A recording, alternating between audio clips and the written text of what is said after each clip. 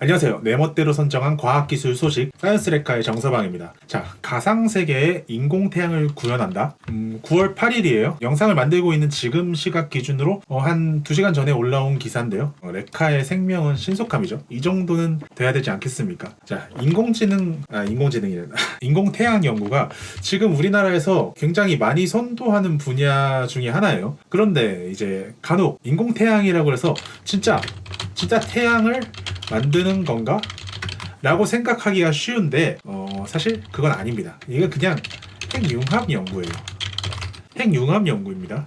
우리가 상상하는 그런 진짜 태양을 만든다는 게 아니고, 그런데 이제 태양 에너지의 원천이 바로 핵융합이기 때문에 인공태양을 만들어낸다는 것이랑 마찬가지이긴 하죠. 그러니까 이 인공태양이라는 네이밍 자체가 좀 괜찮다고 생각합니다. 핵융합이라고 했을 때, 인공태양이라고 했을 때랑 대중들이 느끼는 그 거리감이 많이 다르기 때문에. 그런데 이제 이 기사를 보고 제대로 이해하시려면 정확하게 알아야 될 게 핵분열이랑 핵융합의 차이인 거죠. 의외로 정확하게 모르시는 분들이 있어서 이참에 개념을 한번 잡고 가보겠습니다. 원자는 가운데 원자핵이 있고 주변을 전자가 돌고 있는 형태예요. 이거는 뭐 많이들 알고 계시겠죠. 그리고 가운데 있는 원자핵은 양성자 몇 개랑 중성자 몇 개, 이렇게 한 덩어리로 뭉쳐져 있는 형태입니다. 이제 수소 같은 경우는 예외적으로 수소는 양성자 하나로만 되어 있는데, 대부분은 이제 양성자 몇 개, 중성자 몇 개 이렇게 뭉쳐 있어요. 그리고 원소 번호가 의미하는 게 뭐냐? 수소는 원소 번호 1번이죠. 탄소는 6번, 이런 식으로 원소 번호를 고유하게 갖고 있는데, 이 원소 번호가 의미하는 게 바로 양성자의 수예요. 그러니까 양성자를 많이 가지고 있을수록 원소 번호가 크고 무겁고, 양성자를 적게 가지고 있을수록 원소 번호가 낮고 가벼운 원소다. 이게 성립을 하는 거죠. 예전에는 이 원소라는 게 변하지 않는 어떤 고유한 건 줄 알았어요. 그러니까 한 번 수소는 영원히 수소인 줄 알았어요. 그런데 20세기 들어서 가벼운 원소가 합쳐져서 무거운 원소가 되기도 하네. 그리고 무거운 원소가 쪼개져서 가벼운 원소로 바뀌기도 하네. 이걸 알아내게 되죠. 그 과정에서 인류가 그동안 상상할 수도 없었고 한 번도 다뤄본 적도 없는 거대한 에너지가 발생한다는 것을 알게 됩니다. 그 에너지의 정체가 바로 질량 결손이죠. 자, 이게 무슨 말인가? 자, 핵융합을 예를 들어보겠습니다. 핵융합은 질량 1짜리 원소 2개가 융합을 했어요. 자, 그러면 뭐가 돼야 돼? 질량 2짜리 원소가 돼야 되잖아요. 우리는 질량 보존의 법칙을 알고 있죠. 그런데 2가 되는 게 아니고 한 1.99 정도가 된 거예요. 그냥 이제 예를 든 수치예요. 그러면 0.01의 질량은 어디로 갔을까?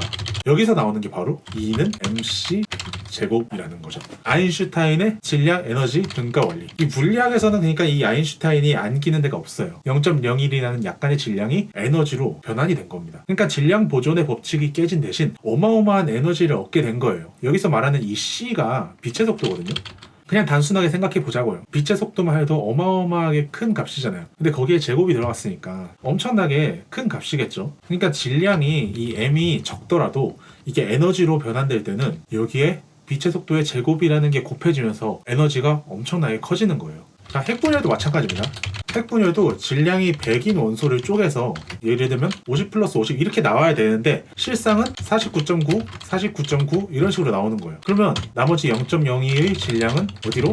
에너지로 변환이 된 겁니다. 그래서 이론적으로 핵융합은 철보다 가벼운 원소가 합쳐져서 철이 될 때까지, 그리고 핵분열 같은 경우는 철보다 무거운 원소가 철이 될 때까지 그렇게 일어날 수가 있습니다. 그 이유는 철이 원소 중에서 가장 안정한 상태를 갖고 있기 때문인데요. 그런데 실제 현실에서 우리가 이제 철이 될 때까지 핵 반응을 시킬 수는 없고요. 그걸 볼 수도 없습니다. 그런 거는 이제 별의 중심부라든지 초신성, 블랙홀 이런 우주적인 스케일에서나 볼 수 있는 거고, 인력으로 조금 건드려 볼 수 있는 게 아주 제한적인 조건에서 일어나는 특정한 반응들 뿐이에요. 자, 인류가 가장 먼저 발견하고 또 활용하는 데까지 성공한 핵 반응이 바로 우라늄 235를 활용한 핵분열 반응이죠. 이게 바로 원자폭탄, 원자력 발전 등에 쓰이고 있는 그 반응입니다. 이건 이제 우리가 어느 정도 인간의 과학기술로 구현도 하고 컨트롤하는 게 충분히 가능을 하죠. 그런데 반대로 핵융합 같은 경우에는 아직 연구 단계에 그치고 있다. 이 연구하고 있는 반응이 무엇이냐? 수소 2개가 합쳐져서 헬륨이 되는 핵융합 반응 중에서도 이제 가장 단순한 반응임에도 불구하고 아직까지도 이제 실험실 수준의 연구를 벗어나지 못하고 있습니다. 너무 어려워요.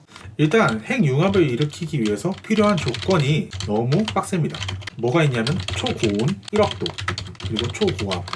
초고압은 몰라도 초고온 이거 1억도 이상이라는 게 상상이 가시나요? 그런데 이거를 에너지원으로 쓴다는 거는 그러니까 핵융합 발전소를 만들어서 계속 가동을 하려면 이 1억도 이상의 온도를 1년 내내 유지를 해줘야 된다는 거죠. 그러니까 이게 기술적인 난이도가 장난 아니에요. 근데 이렇게 어려운데도 불구하고 우리가 핵융합 에너지 개발을 열심히 하는 이유가 있습니다. 열심히 해야 돼요. 왜냐하면 그만큼 이 핵융합 에너지가 갖는 장점이 너무 엄청나기 때문이에요. 일단 첫 번째, 에너지 효율이 미쳤습니다.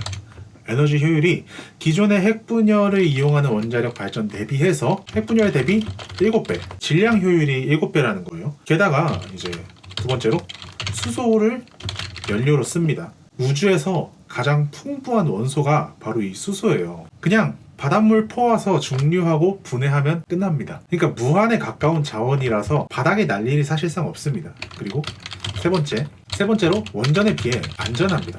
이거는 뭐 자세히 설명하려면 전체적인 메커니즘에 대해서 이해할 필요가 있는데 여기서는 그냥 간단하게 설명할게요. 원전 폭발이 위험한 이유가 여러분 그 핵분열 반응은 연쇄적으로 일어날 수 있기 때문이거든요.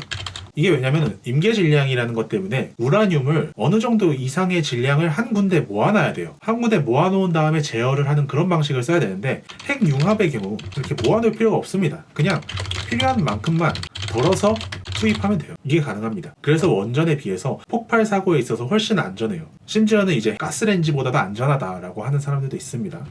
네 번째로 환경 친화적입니다. 사실 이게 제일 중요하죠. 핵분열 반응 같은 경우에 끝나고 방사성 폐기물이 나오죠. 발전을 하는 동안도 물론 나오지만 발전이 끝난 다음에 생성된 부산물들 이게 생물한테 너무나도 치명적이기 때문에 이걸 영구적으로 폐기를 하려면 어디 격리를 하거나 땅속에 묻거나 해야 되는데 그게 사실상 한계가 있죠. 그런데 핵융합 반응은 끝나고 나오는 게 헬륨입니다. 여러분 헬륨가스 풍선 먹어본 적 있으세요? 전혀 인체에 문제가 없는 물질이에요. 정리하자면 에너지 효율, 그리고 연료의 풍부함, 안전성, 환경, 그러니까 지금 인류가 겪고 있는 에너지 문제가 사실상 다 해결됩니다. 네, 그러니까 인공태양이라고 부르는 게 이게 사실 무리수가 아닌 거예요. 성공만 하면 진짜 우리 삶에 미치는 영향이 어마어마할 거거든요. 스티븐 호킹 박사가 이런 말을 했습니다. 인류를 종말에서 구할 수 있는 첫 번째 단추가 바로 핵융합 발전이다 라는 말씀을 하신 적이 있습니다. 자, 이제 다시 기사로 돌아와 보죠. 네, 이제 핵융합에 대해 말씀을 드렸으니까 조금 다르게 보일 수도 있어요. 사실 이 기사 자체가 무슨 대단한 발견을 했다라는 걸 전해주는 그런 기사는 아니고요. 인공태양 연구의 동향 정도를 알려주고 있는 기사인데요. 이 핵융합 반응을 가상세계에서 구현하는 연구를 진행하고 있다는 건데 이게 핵융합 분야에서는 첫 시도라고 합니다. 자, 이걸 말씀드리기 위해서 디지털 트윈이라는 개념이 있습니다. 현실 세계랑 똑같은 걸 가상세계에 쌍둥이처럼 구현해 놓는 걸 얘기를 하는데요. 현실이랑 가상 속에 두 쌍둥이가 데이터 기반으로 상호작용을 하는 거죠.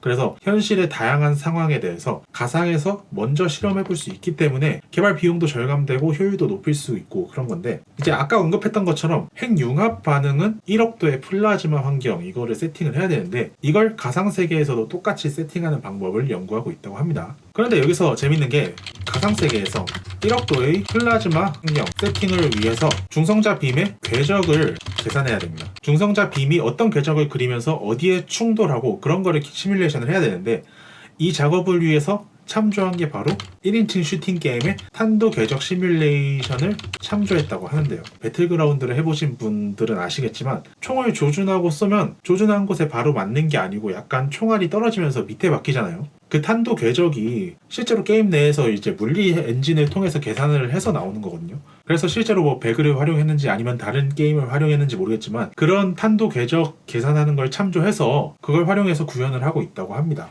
그런데 약간 이제 의문이 드는 거는 중성자는 총알이랑 다르게 양자역학적인 효과도 고려를 해야 되는 게 아닐까 싶은데 이 부분은 정확하게 어떤 방식으로 구현하고 있는지 아직 뭐 관련 논문을 발표한 게 아니라서 그건 잘 모르겠네요. 어쨌든 이 연구가 앞으로 잘 구현이 된다면 가상 시뮬레이션 기술이랑 핵융합 기술 두 분야에서 모두 유의미한 성과로 기록이 되지 않을까 싶습니다. 또 우리나라가 선도하고 있다고 하니까 연구가 잘 풀려서 조만간 좋은 소식을 볼 수 있었으면 좋겠어요. 지금까지 인공 시뮬레이션 관련 기사를 통해서 핵융합에 대한 이야기를 좀 나눠봤습니다.